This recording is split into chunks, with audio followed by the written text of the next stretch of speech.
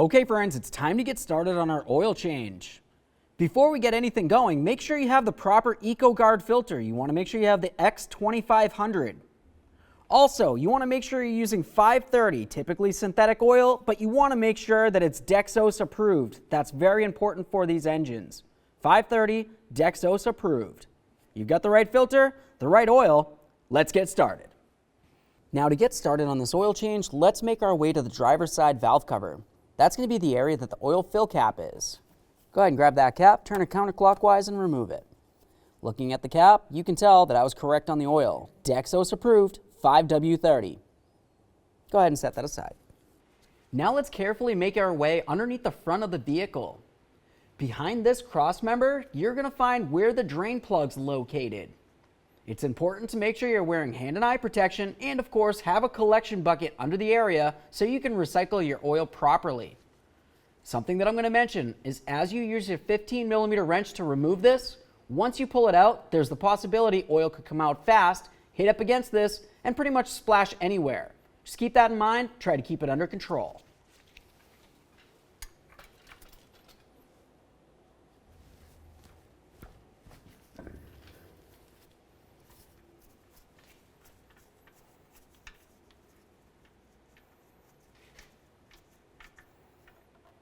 Just going to pull it out slow here.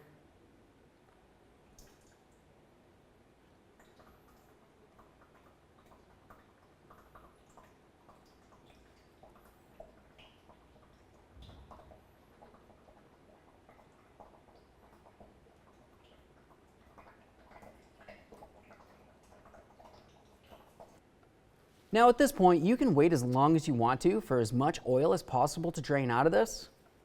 After you've done that, go ahead and wipe this down. Once you're sure it's clean and free of any debris, continue on with your drain plug. We'll put this in by hand until it bottoms out, so you're sure it's not going to cross thread in place. Now when you tighten this, you need to torque it to 18 foot-pounds.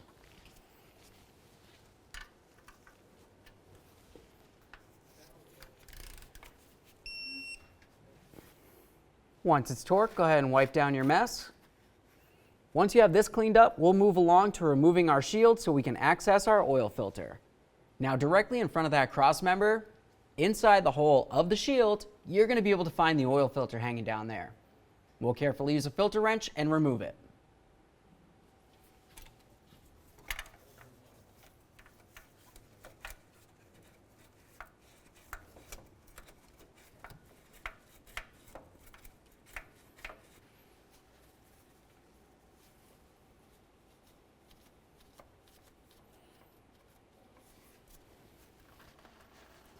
We'll let that fully drain out.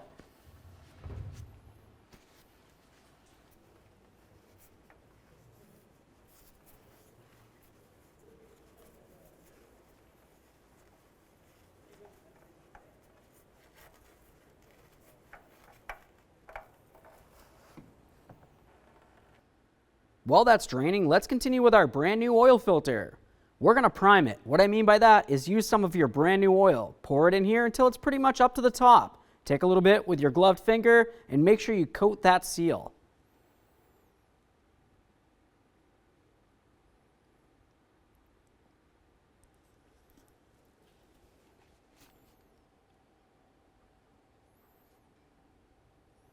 Let's get this over to the vehicle. We'll just wipe this down. Of course, there might potentially still be a little bit of oil that makes its way back onto it, but essentially as long as there's no dirt or debris, should be good to go. Grab that filter and spin it on there.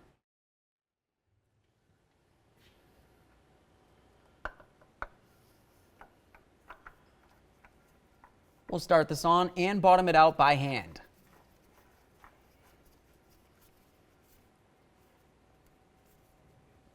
Once that feels like it's bottomed out and tight, continue tightening it with your filter wrench at least 1/4 of a turn.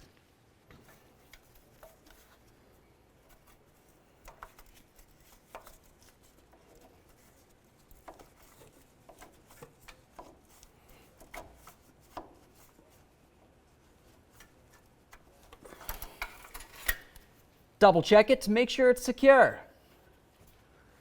Now that it's tight, clean it down.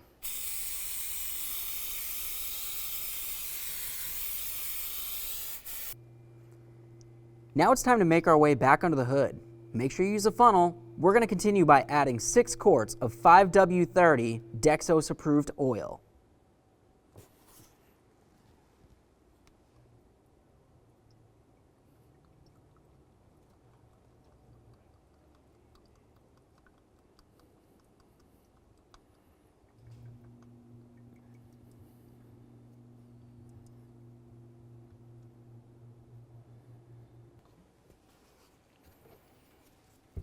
Reinstall your oil cap. Now the next thing we're going to do is make sure that the engine oil dipstick is in the completely downward position, locked in. Go ahead and start up the vehicle, let it run for a little while. Turn it off, and then make your way back out here to double check that oil level.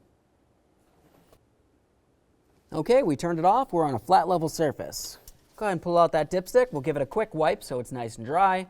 Put it back in there, and then we're going to look at this.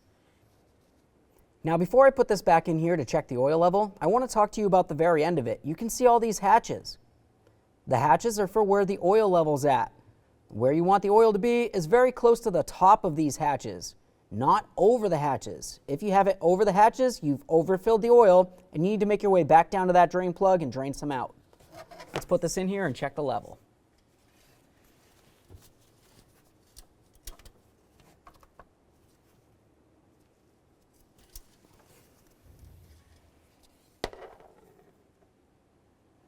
As you can tell, I'm just below the very top of the hatches. That's perfect. I don't want to add any more than that because I don't want to go over.